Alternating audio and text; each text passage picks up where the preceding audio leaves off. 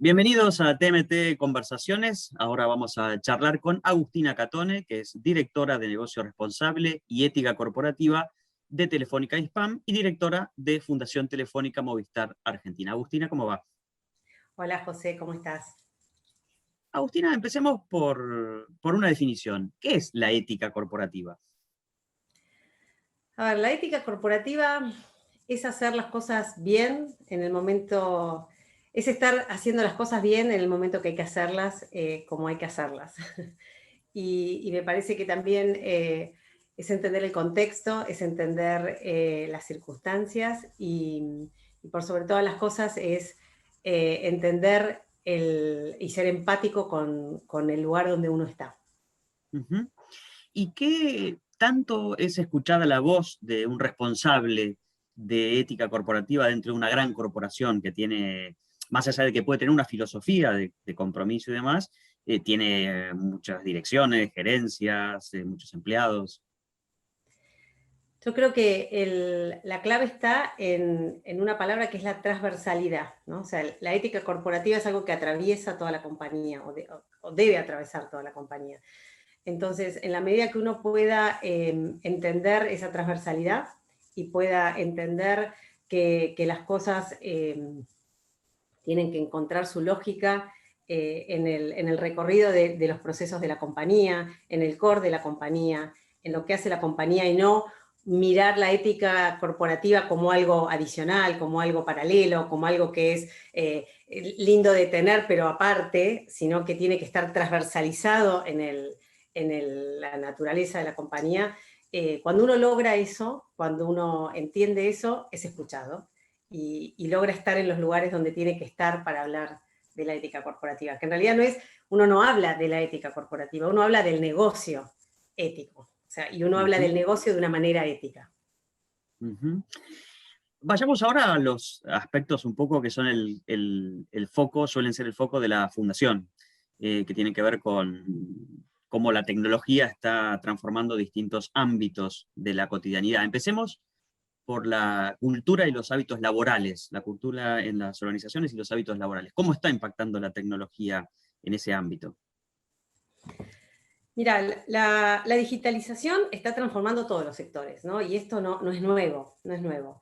Eh, Nosotros venimos trabajando con el tema de la digitalización hace muchísimos años, porque la digitalización es algo que viene transformándose, o sea, la descripción si hubiésemos tenido esta entrevista hace 7, 8 años, hubiésemos hablado de la digitalización, seguramente la descripción detallada de esa digitalización no hubiese sido la que vamos a hacer ahora o la que hagamos ahora, ni será la que hagamos en 2 o 3 años, ¿no? Porque es una transformación, es algo que viene sucediendo.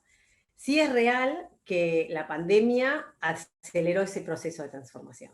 Y te diría que lo aceleró en 3, 4, o sea, nos adelantamos 3, 4 años. Veníamos en una velocidad y, y esta pandemia nos privó de la presencialidad. La presencialidad nos obligó en esta necesidad que tenemos los seres humanos de relacionarnos, de seguir actuando, de seguir generando nuestros procesos, nos obligó a hacerlo de una manera virtual, porque era imposible hacerlo de otra manera. Y eso aceleró, te diría que entre 3 y 5 años, ese proceso de digitalización, en todos los sectores. Ahora sí también es verdad que si bien la digitalización está en todos los sectores, hay sectores que son traccionadores de la digitalización y hay otros que simplemente la siguen. La educación es uno de ellos.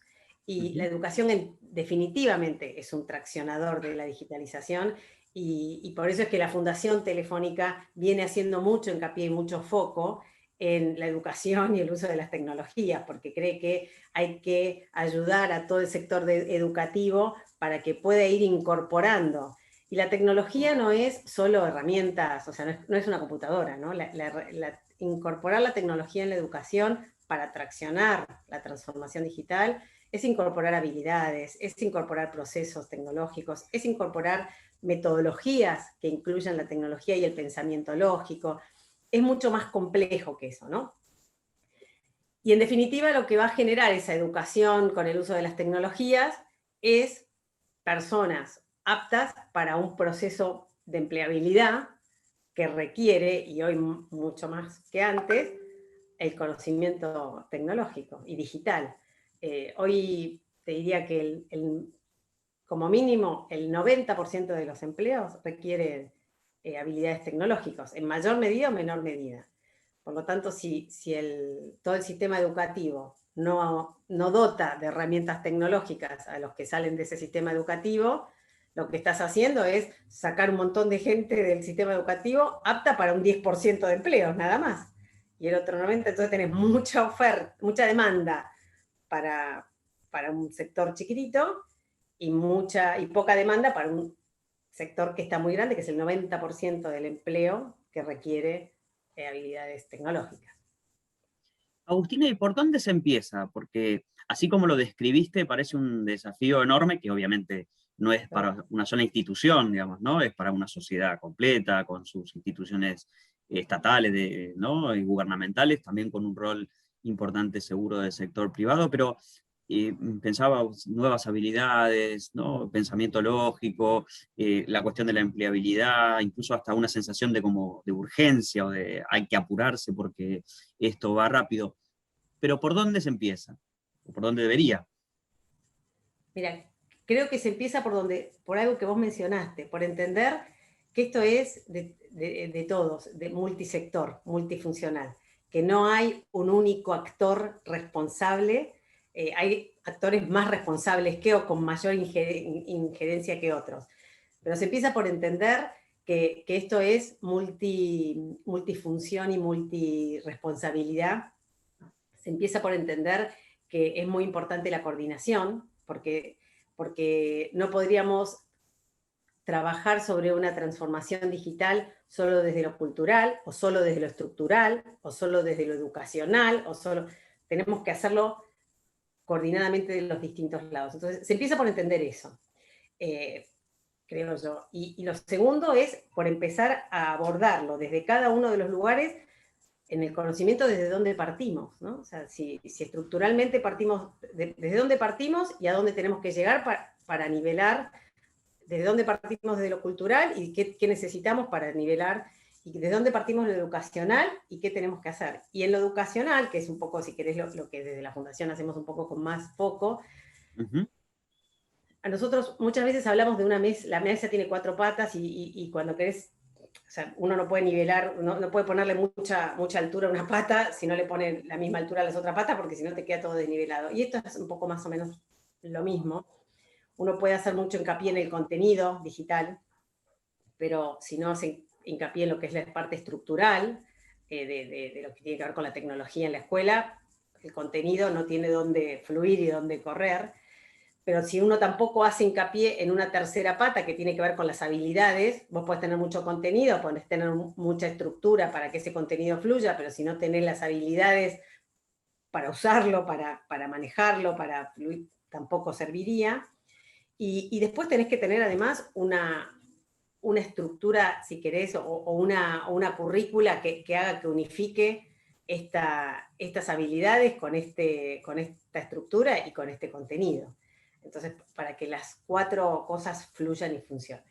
Así que si me preguntas por dónde empezaría, por entender que son varios los actores, inclusive públicos y privados y organizaciones sociales, en varios estratos. Son los alumnos, son los docentes, son los directivos y son las familias, o son los acompañantes que tienen que participar en esta transformación cultural y digital en la educación. Y por sobre todas las cosas son todos estos, es la parte estructural, es la parte del contenido, es la parte de las habilidades.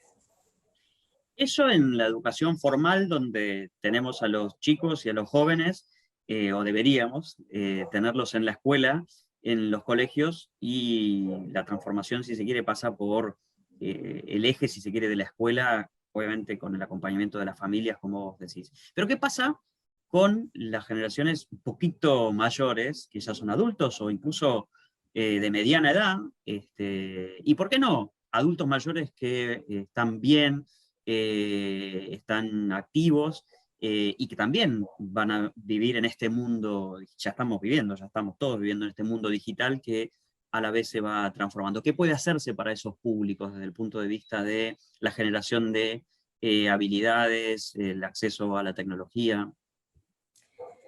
primero decirte que para la educación no hay una generación única, ¿no? O sea, no hay una, puede haber una, si querés, un objetivo primario, que es la de la escuela primaria, secundaria, pero hoy, y más con la digitalización, y más con el uso de las tecnologías en la educación, generaciones aptas para la educación, todas, ¿no? Así que es mucho más necesario que antes que todas las generaciones seamos aptos, ¿no? Lo que sí es verdad es que algunos son más, nacieron con la tecnología, rodeados de tecnología, y otros tienen que adquirirlo. Es algo que es una habilidad que hay que adquirirla, no es algo que le es tan innato. Además, hay un adicional que lo hace mucho más necesario en las generaciones, llamémosle la tercera generación, generaciones adultas, adultos mayores, y tiene que ver con que los procesos de digitalización, que yo empecé diciéndote que la digitalización transforma todos los sectores, hoy necesitas estar digitalizado para cobrar tu jubilación, para generar un trámite en un banco, para hacer un montón de cosas. Entonces, hoy es necesario esa educación digital en el tercer sector. Por lo tanto, es un área también nosotros en la Fundación hicimos unos talleres súper interesantes que se llamaban Es de Grandes Aprender. Y tuvimos una convocatoria muy interesante, muy importante. Y lo que decían ellos es: necesito aprender a usar la tecnología para comunicarme con mis nietos. Necesito aprender a usar la tecnología para cobrar mi jubilación, Entonces, ese es un sector que no hay que descuidar, definitivamente no hay que descuidar. Claramente no van a ir a la escuela, o es muy difícil que vayan a un establecimiento educativo, pero hay que llegar a ese sector porque es necesario tenerlo también digitalmente educado. Así que hay acciones, de hecho hay acciones para hacer, hay caminos para abordarlos, hay modelos que están probados y está bueno ir por ese lugar.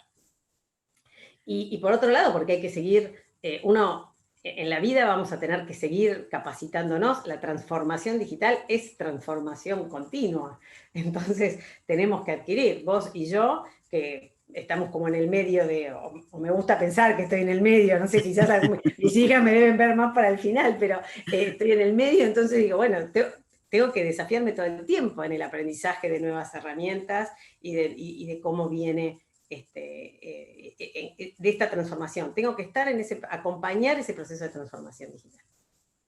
Agustina, muchas gracias. Muchas gracias a vos, José. Hablábamos con Agustina Catone, directora de Negocio Responsable y Ética Corporativa de Telefónica Hispam y directora de la Fundación Telefónica Movistar Argentina. Ya volvemos.